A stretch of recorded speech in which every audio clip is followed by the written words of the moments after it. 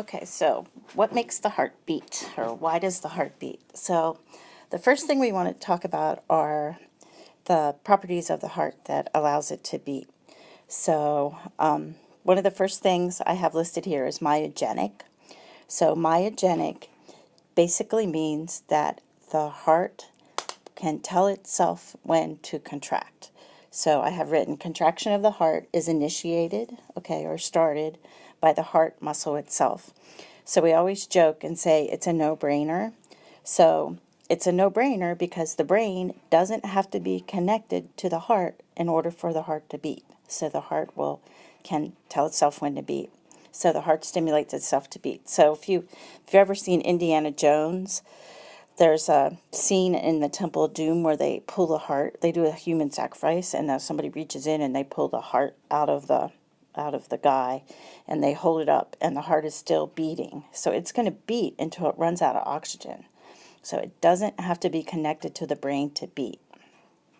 Okay, now another term to describe the heart is autorhythmic. So autorhythmic means it sets its own pace. Okay, so the pace of the heartbeat is set by a system of cells. They're called the cardiac conduction system. So we're going to talk about that here in a minute. Okay, so in layman's terms, you hear this called the pacemaker of the heart. So the pacemaker is what's setting the rhythm. Okay, so it sets its own pace. Now, the autorhythmic pace, okay, so the natural pace of the heart can be overridden by your autonomic nervous system, right? So fight or flight. So if you think about being stressed out, okay, so if you're stressed out, the heart rate increases, right? And it's kind of like, oh, I got to run away from the bear or whatever. Okay, or if you're sleeping or you're doing yoga or something like that, the heart rate can slow down. And you can also think about it and control it. So you can use your higher order brain to control it too. Okay, but autonomic nervous system is going to be connected to the heart, and we'll talk about how that's connected here in a minute. Okay, so the cardiac conduction system works. Basically, what I have bolded are the key components. Okay, so the SA node, or the sinoatrial node, it's inside the right atrium, kind of at the top of it, closer to the median part. This is where the contraction is going to originate. Okay, so it's going to start the heartbeat. It's the pacemaker.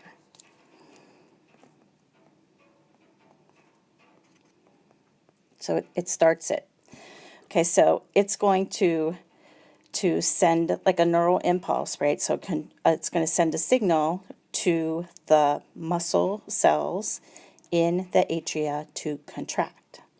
Okay, it's also going to send a signal down to the AV node, okay, and that's in the top of the right ventricle. Okay, they're going to send it down to the AV node, and the AV node then sends the message to this bundle, so the AV bundle. That bundle splits into right and left branches, and these branches then go to this place called the Purkinje fibers. Okay, you're going to need to know this, okay, because this is what makes the heart contract. If there's a problem in any of these, you can get an abnormal heart rate. Okay, and we're gonna look at a picture of it here in a minute. Okay, so I have a link to an animation. It's actually from the book, and it shows you how this flow works. But so here's the SA node here, okay, and the signal's coming out, okay, and the atria contract.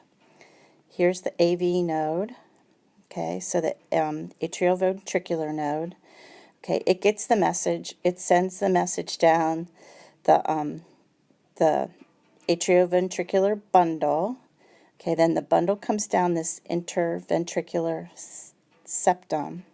Okay, and it splits. Okay, and that's where we call them bundle branches. Okay, and then the bundle branches, when they get to the bottom or the apex, okay, they kind of split some more, and those travel up through the myocardium. And that's what's going to tell the ventricles to contract. Okay, so the signal starts up here, travels to here, to the AV, okay, it goes to the bundle, goes to the bundle branches, and then goes back up to the Purkinje fibers. So the SA node starts the beating of the atria.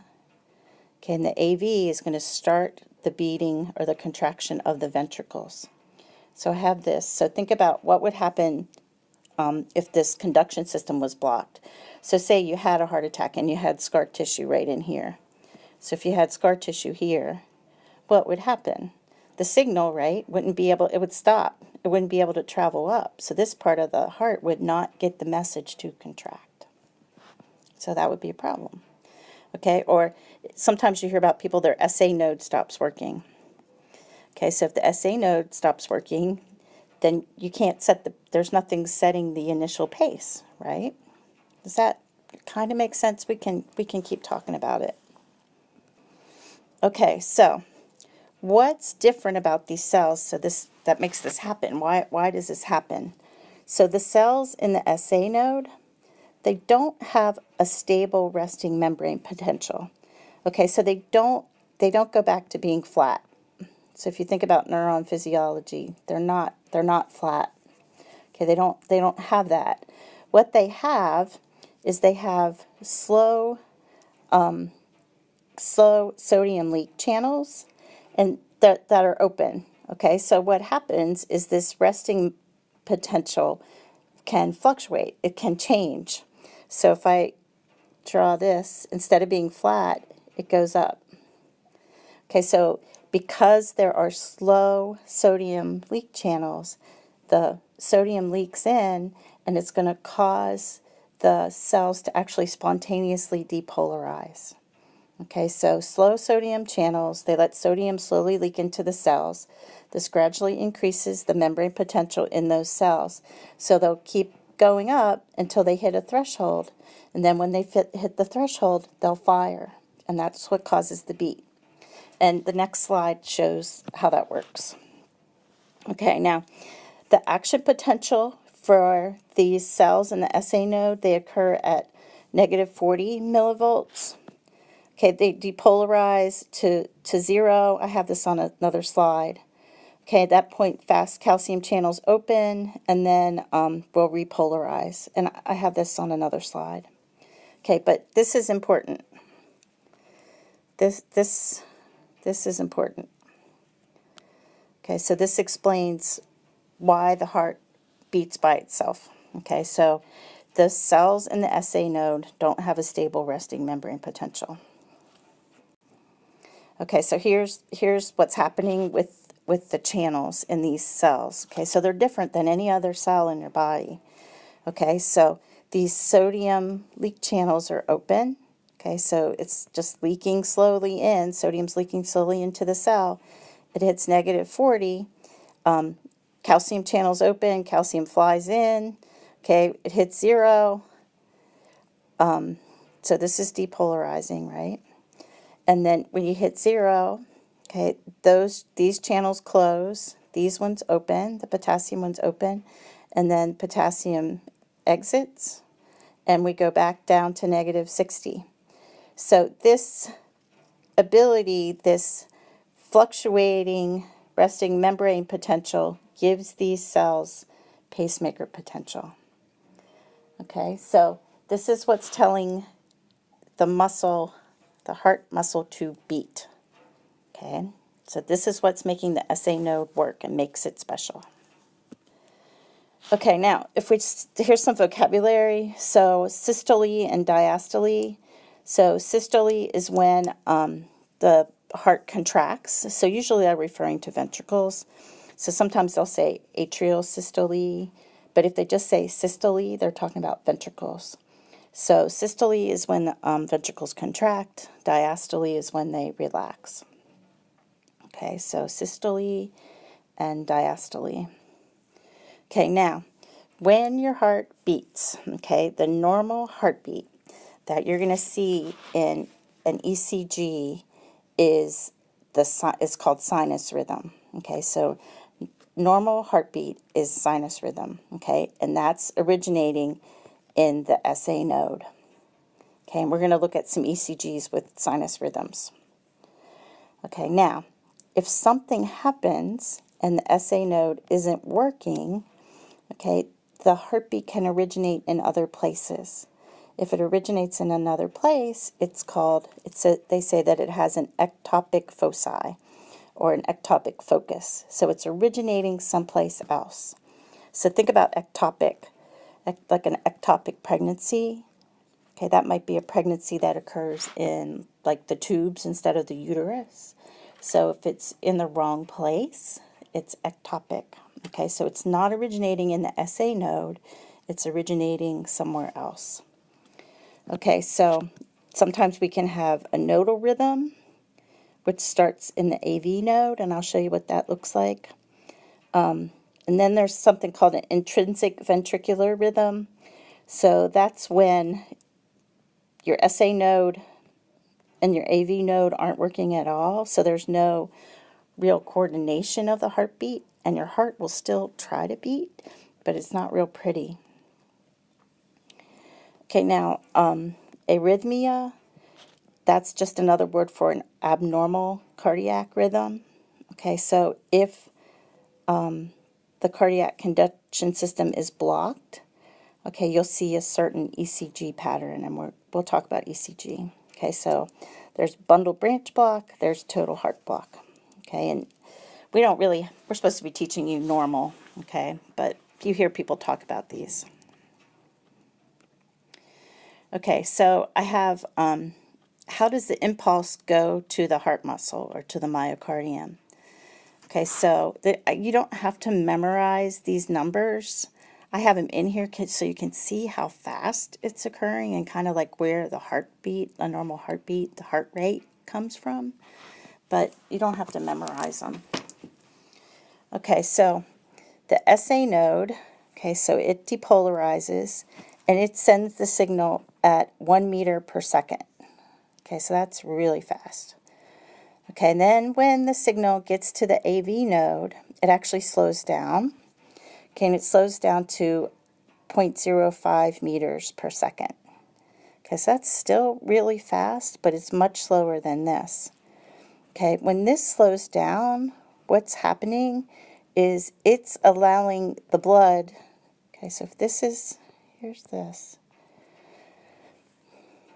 Okay, and we have a signal here. Okay, and it goes this way really, really fast. Okay, then what happens is this signal, okay, has to go down and up like this.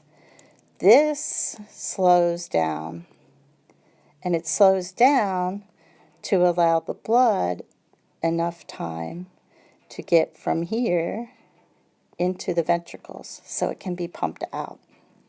Okay, so this slowing allows the ventricles to fill. Okay, so the signal keeps going, it goes to the bundle, okay, it goes to the branches, okay, and then up the Purkinje fibers. The first thing that's going to get the signal to contract are going to be the papillary muscles. Whoops, wait a minute. Okay, so here's the cords. Pretend these are my cords. Okay, here's a valve. Okay, papillary muscles are right here. Before any contraction occurs, the papillary muscles are going to contract so that we can keep the valve closed. Okay, so they're going to hold on to that valve so when it contracts, the blood goes out the AV, or the semilunar valve, and out the great vessels. Okay, now when the heart contracts, it always starts down here and then works its way up. So it's kind of like a tube of toothpaste. Okay, what happens if, like, your kid squeezes the toothpaste at the top? Or my sons always do this, right? They squeeze the toothpaste at the top. So if they squeeze it at the top, it's not a very efficient use of toothpaste, of getting the toothpaste out. But if you start at the bottom and you squeeze it up, then you get all the blood out. So it's the systole begins at the bottom, at the apex, okay, the pointy part, and it travels up because that's a more efficient way to get the blood out. Okay, I hope all that makes sense. Okay, now, contraction of myocardium. Okay, so for the heart muscle to contract, okay, they have to go through like what a normal skeletal muscle goes through. Okay, so the resting membrane potential is -90. Okay, what I want you to know is I want you to kind of know what makes it different. I'm not going to make you write like a neural impulse essay to spit this back out, but what I want you to know is what makes cardiac muscle contraction different than skeletal muscle. Okay, so what makes this unique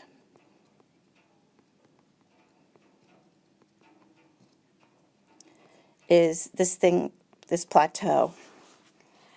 Okay, so the cells in the heart get the signal to contract, okay, and they depolarize. Okay, so sodium gated channels open, sodium rushes in, we go up, we hit threshold. Okay, what happens is we're going to hit a plateau. Okay, so a plateau is just like a flat part. Okay, so this is a plateau. Okay, so what happens is once we hit this threshold, this +30, these slow calcium channels open, calcium gated channels open, and what happens is calcium is going to be slowly released. Okay, and it's going to extend this time when we're up high. Okay, then what will happen is, okay, so calcium binds to the fast calcium channels in the sarcoplasmic reticulum, and it releases calcium into the cytosol. Okay, then to repolarize, the calcium channels close, potassium opens, and then potassium brushes out. Okay, and then we'll go back down. Okay, so let me show you on the next picture. Okay, so here's what happens. Here's the green line, okay, is the action potential. Okay, the red line is contraction, okay, the muscle contracting. So basically what happens, so number one, right here, okay, so sodium channels open, okay, and we depolarize. Okay, sodium channels close, calcium channels open, okay, but they're slow. Okay, so it's like going, that was a lovely noise to record. Okay, so it's kind of dragging it out. So this dragging it out actually provides a time where the ventricles can fill and the heart cannot be stimulated to beat again. And that's called the absolute refractory period. Okay, so can't